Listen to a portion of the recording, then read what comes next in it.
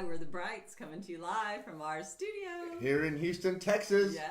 Hey, sorry we missed you guys last Sunday, but man, we just had to take a breather, and it was just a long weekend. We were in Tampa, had a great time there at the Crossing Church. Our new favorite, well, our new second favorite, because we love our church. But that's right. If we were going to ever go anywhere, Tampa, Florida, the Crossing Church. They have 3 campuses. I'm telling you, it's a game changer. Like, we just love the people. We didn't want to leave. It was a lot of fun. It was a lot of fun. But we came back really early on Sunday morning. We had a 6 o'clock flight, and then we went to church. Then we had so much happening, and we were tired Sunday night, but we were going to do it. And Richard was like, I'm on board. And then the video that I had posted from the week before, I accidentally erased. So because I erased it, I said, that's just God saying, let's just repost it and let's just get some rest. So we did. Hey, well, thanks for tuning in and watching the video tonight. Taylor. Hey. So most of you guys will go back and watch it later, not when it's live. So we appreciate that. So if you guys would share our videos, it would be awesome. If you want to do watch parties or whatever. We've heard a lot of great testimonies from the different subjects that we've talked about. Richard and I are really real. And so we like to talk about real marriage, real stuff. So tonight we're going to talk about oneness in marriage. And it's really oneness. It's interesting. Let's do it like this. Let's do the video like this. First, I looked at it and I said oneness. I was writing my notes and I was going, "Did I write ownness?" Like, yeah, but I guess you got to own some stuff. Ownness too. So, oneness in marriage. And when Richard, also another exciting thing is, it's 1 year since we've been doing these videos. Like, is it really? Yes. Well, congratulations. Come here and get yourself a reward. Yes, I think I need a reward. I think you need a reward. So we committed last October, at the end of last October, we did a video. And we said, hey, we're going to think about doing marriage videos. What do you guys think? And we went on and y'all kind of put some topics of what you wanted us to do. And we said we were going to commit to doing this. We didn't know for how long, but we knew every Sunday we were going to make a commitment, and it has been 1 year. And so we're at 45 videos or something. So other than vacation, a couple times being out of town, we've been on it. Chris, welcome. So we're really proud of ourselves for doing that. So 1 year anniversary. Now we have a studio. We used to do it in our kitchen. So we're talking about oneness, and it's really interesting to see 1 year ago, we can't hardly even watch those videos. They are cringeworthy because they weren't that bad. Yeah, but we thought we were in a really good place in our marriage, but we realized just from watching the videos and the how much oneness that has been created over this last year doing these videos. Yeah. Because some of them we were pissy. Like, we came on there and I remember that. I can vouch for that. I think the first 3 or 4. I think the first, because it was so hard getting them started and setting everything up and getting everything ready. It was stressful. Yeah. I mean, it just. And he's very type A. So yeah, I just want it to be done. I just want everything to be perfect, and you didn't really want it to be perfect that way. You were like, just do it, just go with it. Just do it, yeah. And I was like, no, we are gonna do this, and if we're gonna do it, it's gonna be quality. But so they're cringeworthy, but they're on there, and we thought about maybe we'll go back and take some of those topics and actually redo them and do them in our new studio and just do them with a different heart. Because we had the information, but we weren't always having oneness when we were doing the videos, even though we got on there and did it. So oneness. Oneness. So people ask us all the time, how do we have oneness? There's things that are happening. Hey, Barbara. When things are happening, so oneness is not a feeling. Oneness is actually a state of being. It's whenever you get married and you're standing before God, and you're joined together, God sees us as one. He does not see us as two people, whether we feel like it or not. God is always seeing us as one. Right. I love how, though, most pastors, when they're doing the nuptials, will say, and the two shall become one. Because it states that the two shall become one. It doesn't say the two are one. It says God sees us as one, but the two shall become one. But in our human lives, it's a process. Right. And I mean, we're becoming. And I thought, well, within a year or so, we'll get there. And it wasn't. I mean, it was years and years and years. But we kept on and kept on and kept on. And eventually, we got away from the bad stuff and got to the good part of our marriage, got to the good part of life, being able to talk and open up and being real with one another just opened up so many more doors of lines of communication between us, which was just phenomenal to me. Right, and I think really the communication, all the great marriage that we have, that we have, it's really been in the last, I would even say even 3 or 4 years. Like maybe in the last 6 or 7, it got better, but in the last 3 or 4, it got great. In the last years, like it's getting better as we go. And I think the more we become one, the more we have that oneness is what the key is. And so how do we do that? How do we become one with our spouse? And to us, it's serving leads to oneness. And so we need to be able to serve our spouse, whether we feel like it or not. So how do we do that? Not just serving them dinner or serving them, running errands for them, all that stuff. It's great. But I saw Chris, he said, no kitchen set, no more popcorn. Yeah, we're like in a real studio, Chris. So for us, one of the things that we served each other was speaking life into each other and not tearing each other down with our words, building each other up. The Bible says there's life and death is in the power of the tongue, and I was tearing my own house down with my words. Richard was not, edifying me, and so when we started to do that, right? When we take advice from people that we shouldn't be taking advice from, listening to things that we should, hearing things that we shouldn't be hearing about our marriage. And Dave and Ashley Willis, some friends of ours, wrote a book, Naked Marriage, and they said there was 4 principles to take advice from somebody. That you have to love the person, love your spouse, love your marriage, and love God. And if one of those elements is missing, then we don't take advice from them. And I just thought that was very good. And we just heard that about, 6, 7, 8 months ago. We tell everybody. It's a great tool, to be able to say, okay, well, that's not there. So, or man, all 4 of those are there, because that means that these people are actually for you. And they're not. And don't get me wrong, most friends aren't trying to bring you down and tear you down. They're wanting you to succeed, but they want you to succeed in the way they see it, not the way it should be done. Well, not in the way God wants it done, and that's the difference. They don't want you to hurt. Your friends don't want you to hurt, so they're trying to make you feel better about the bad situation that you're in. And I don't know. We used to have some friends back in the day. I'm not sure that they were for us. They had the popcorn out, kind of watching to see us. They wanted to see us crash and burn. But we would listen. We weren't seeking wise counsel. We weren't listening to what God says about the word, about marriage. We were listening to stuff online that we saw. Anybody that would listen to our sad story. And so it just kind of pushed us apart even further. So seek wise counsel. If it's not Bible based, it's not wise counsel. And like Richard said, the 4 elements of how you determine if you're even going to share that with your marriage. With someone, you want someone that is going to encourage you to stay together. I feel also that, healthy emotional people will find healthy emotional people, as Pastor Jamie Evans says, and broken emotional people will find broken emotional people. But I also feel that people with drama find people with drama. Yeah. People who love to gossip find people who love to gossip. Mm-hmm. So we have to be careful with the words that we speak, because the Bible says that we will speak good and evil come from your tongue. Life and death come from the tongue, and you will eat its fruit. Mm-hmm. All right. So are we speaking positive things over our spouse? Are we edifying them? Are we building them up and encouraging them? No matter what season they're in, are we doing that because God is looking at us going, hey, how are you helping your spouse? Are you pointing all the bad stuff out like I used to do? We've been taking so many tests with pinpoint accuracy. These Enneagrams are, and the love languages, and the personalities, and even though we've done them over the years, sometimes we just revisit them, and we're just amazed by it. And it's exciting when we teach our class, maybe that we have new people that have come in that have never done it, and it's just exciting for us to kind of relive it all over again. And the beauty about it is, in the season that we're in, it's so much better than the brokenness and the dysfunction and the chaos that we used to be in. And now that we're able to do these tests, and I'm looking and I'm seeing some of the areas that she can be attacked in, is where in some of her weakest in her area.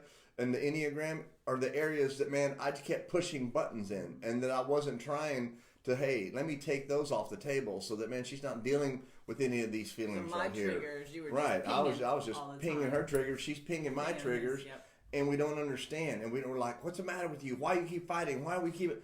And we're just and we're just pinging each other, and we don't even realize that we're doing that, and we just think, well, it's because you're not listening to me. Well, you're not listening to me. Well, no, it's because we're not listening to God, So that's what Well, and also we need to, something that worked for us and it still works for us. Years later, we've been going to marriage classes for 14 years. Is going to, getting plugged in, going to marriage classes, going to marriage retreats, to conferences, read books, get help. You'll hear us say this probably every video, but become an expert in marriage. Become an expert in your spouse. Like, study your spouse and know what makes them tick. So you're not constantly pinging them, and you're speaking their language, and not just their love language, but all the different things. Where now we just see we spent so much time in strife, but because we just kept missing the mark, and it changes as you. So don't be ashamed to get help. Like, if you need professional help, go get help. Like, it's way cheaper than people are like, well, I can't afford to go to counseling. It's cheaper than a divorce, and people usually will wait to get counseling when it's their last resort, and a lot of times then it is too late because they've just grown so far apart. There's so much water under the bridge. So one way to create oneness is to study each other and to get help if you need it. Go to marriage classes, whatever. Another thing is, don't quit. Like, don't give up. We just outlasted the opposition. Man, Pastor Joel spoke about that a couple of Sundays ago, and I'm like, that's us. We just outlasted the opposition. We just kept doing it when it was uncomfortable. We kept doing it when it didn't feel right. We kept doing it when it didn't make sense. We kept doing it when we were questioning about it, but we just kept pushing through. Yeah. And I think that determination, that grit, God loves to see grit, and if we have what it takes to get through this thing called life. Mm-hmm. And I think because we didn't quit, and that was not just in our marriage, but in so many areas in our life, which all added up to our marriage, which was our business we didn't quit, our ministry we didn't quit, our comedy we didn't quit, all the things that at one point we were not very good at, we weren't the most qualified, we weren't talented in it, we weren't any of the things. We're not the best looking ones, we're not the... What? We're not none of those things. We're not the ones, there's always going to be someone better. But because we didn't quit, we outlasted the opposition. The enemy kept on trying, but we just kept Come on, Team Bright in the house. Chris, he says, after 32 years of marriage, my wife even understands my mumbling. Same here. But you know what? I've stopped mumbling a lot because the Bible talked about mumbling and complaining, and so Richard would call me on it all the time. What was that, baby? What'd you say, sweet? Hey, Schnook, what'd you say, cookie? So y'all, it's taken years. It's not a quick fix. It's just things that we just keep going. We keep trying. We don't give up. We get back on. And another way to create oneness is loving each other unconditionally and seeing your spouse how God sees your spouse. Because God sees Richard, even in our worst times and the things that he was doing that weren't right, God still saw him as his child. He still loved him. He still forgave him. And I have to be able to see my husband like God sees him, and vice versa. I don't know, baby. I think when you get to heaven, Jesus is going to say, "I know, Sherry. I've been with. I know. I gave you a case, and you. I'll be like, you don't know God. You didn't live with him. You passed, sister. But he kept. You know what? Go get you a seat on the front row. Go get you a seat on the front row. It says. Big old mansion. So I feel like that's a big part of it is just that outlasting the opposition. And one of the things, this is really real, but Rich and I both been married before, and I know for me, it's been 16 and a half years for us, both of us, obviously. But this has been the longest relationship for me, marriage or whatever that I've had, lasted that. And that was like a thing. I wanted to get to that point. One day I thought, I'm just going to get to that point. And then after that, it doesn't work out, but at least I'm going to say. I remember, you're really I know close, that. Like a few months from being But I remember her telling me that about year 1 or 6 months, 7 months as we were dating. She goes, look, if this works, I just want to be married longer than 16 years. And I thought back then, I'm like, man, that's a long time. Like long time from now. And then it's just like, wow, 16 years has already gone by. It's gone by in a snap.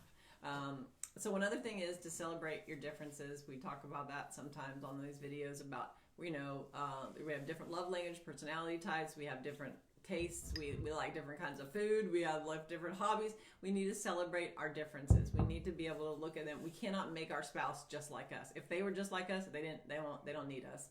So one of us could be obsolete. It's awesome to have the differences. And as much as we used to fight the differences and just, rub. And it seemed Not like we were trying to understand it, make it him just- like me, and he was trying to make we would hear people say, celebrate your differences. And I was like, no, you don't understand. I don't want to be like that. I don't want him. He needs to change this. But now, over the years, I'm so thankful that he is not like me. We would have driven everybody crazy. And I'm thankful that he's not like me and I'm not like him, because there's things that he has that I need that I didn't have before. Thank God that I have him to teach me to have fun and to love people and not be so uptight and to let things go and to keep. I would never have been like that on my own. Richard just said to me yesterday, I actually heard this out of his mouth, I really like being organized. I can't believe I said like, it. When I said it, I almost started crying like I saw Bambi get killed or something. I don't know. I almost started crying. Bambi, it moved me emotionally to be like, you know what? I like my stuff organized and everything in its place. And I'm like, am I really saying that? Like, Lord, what are you doing to me? That's an answer to, y'all, that's what miracles still happen. Like, it's still happening today.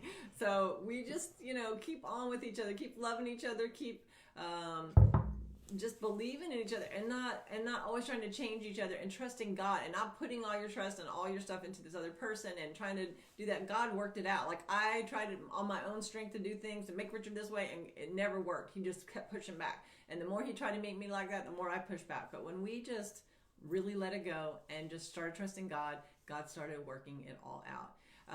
So serving, like we said, leads to oneness, serving each other, all those things that we just talked about.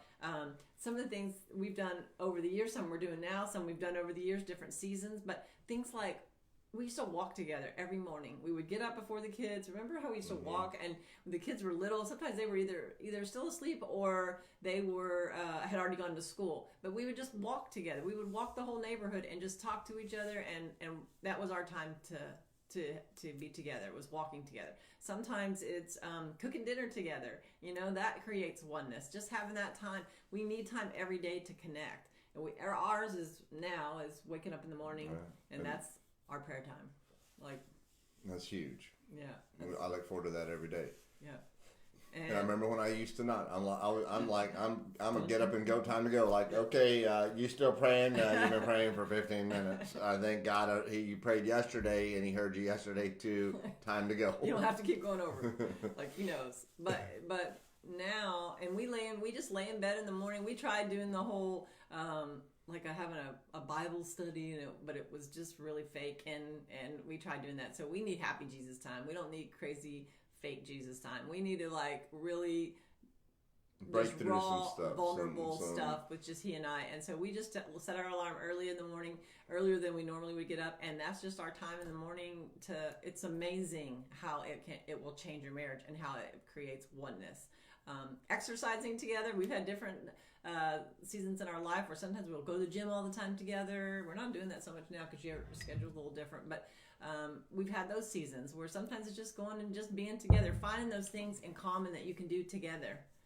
For us, a big thing has been our comedy and going and speaking at marriage conferences. We love it. We love to try. We love getting on an airplane and going to other places. Our kids are grown now, and it is fun, but we never thought we would have, there was a time we couldn't even get on an airplane together to go on a trip somewhere without just you sit over there, I'll sit over here. Just strife and no fun at all. And now it's like something that we've created, but we just kept sticking with it. So just know that you can have oneness, you can serve each other, worship together. That's a really big thing. Going to church together, play together. You need to play together. That's what we do. We play together. Like, we have fun things that we do together that we both enjoy. And there's things that Richard does that I do not enjoy. Like, he doesn't want to do knitting. I don't really love to do a lot of fishing, but there's things that he does, we do separate, but there are things that we do also that are together. Terry, hey, what's going Terry on, Knight. buddy?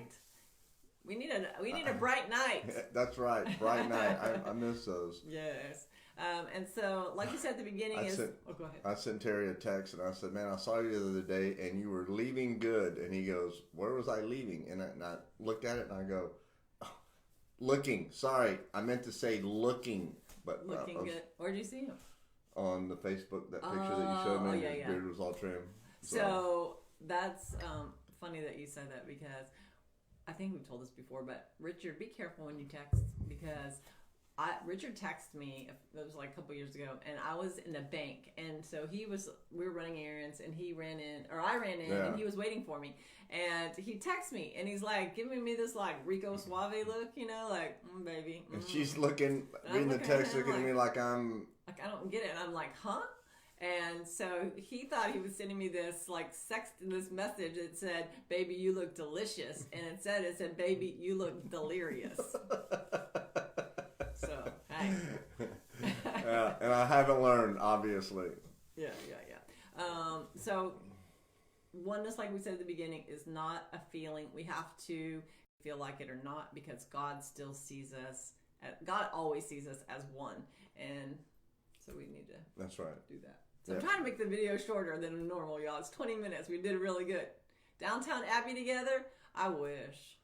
But you know what? He takes too long to watch them, so I had to watch it by myself. But we do have lots of shows that we watch together. Like right now, we are watching This Is Us. We're way behind. We're only on season? That's such a good show. Season 1? Yeah, I think we're on season 1. Finishing season 1, but we love to go back and watch those shows, and we like to binge watch. But that's one of the things we do together. And we're not big TV people, but when we do, it's like the marathon. That's right. Netflix and chill for real. Yeah, when she goes, "Hey, Netflix and chill," I'm like, "Yeah," until I realized she really meant Netflix and chill. Really chill. Like really chill. Yeah. Okay, guys, so that's just a little quick video about oneness in marriage. We are loving hearing the testimonies today. We met a couple that actually heard our video, heard something from Montana, and they were at Lakewood today, and it was talk just about humbling. Yes. For me, because she ran. I see him coming, and I thought she was going to come up and say, "Hi, it's so great," and she just buzzed by me like I was the invisible man, and ran right to Sherry, and was all like, "I saw you did," and I did it. She was so happy, and they were so sweet. Yes, and they actually moved to Houston, so it was just cool. So that was great. What was Crystal and? Yes. I forgot, and he's usually really good with names. Man, but they're cool. I thought about it earlier, and then I forgot. But we're gonna get to know them. They're gonna start coming to our marriage class. So we just want to tell y'all it is November the 3rd, right? 2019. This Friday, if you're in the Houston area or anywhere within a couple hours, it will be worth a drive to come to Lakewood Church in Houston, Texas. We are having our comedy date night, and Richard and I are doing a set. Ted Cunningham, who is like so funny, look him up. He will be there. He's going to be doing, he's going to be the feature because he's coming in as our guest. And the tickets are only $30. It includes dinner, a date night, everything for $30 for a couple. It's a great deal. So that's this Friday. The following weekend we'll be in Sealy, Texas at the Christian City Fellowship Church. We're doing a comedy date night on Friday, and then Saturday we're doing a marriage conference. So it's the one marriage conference. That's going to be great in Sealy, Texas. And what else we have? Some other stuff, a couple other things before the end of the year. We're going to Reno to do some comedy for New Year's Eve. So a lot of fun stuff coming up. That's right, Jason. Good to meet you too, man. Jason.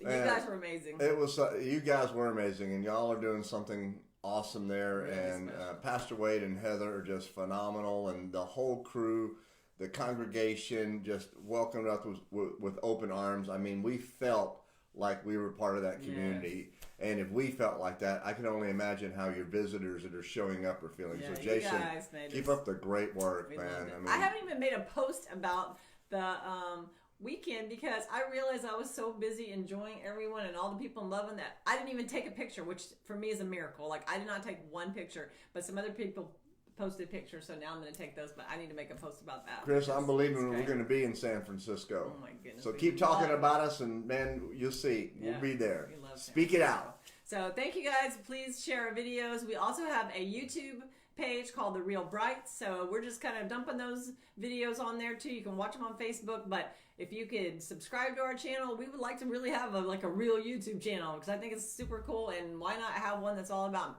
marriage, Christian marriage. So please subscribe and share our videos on here.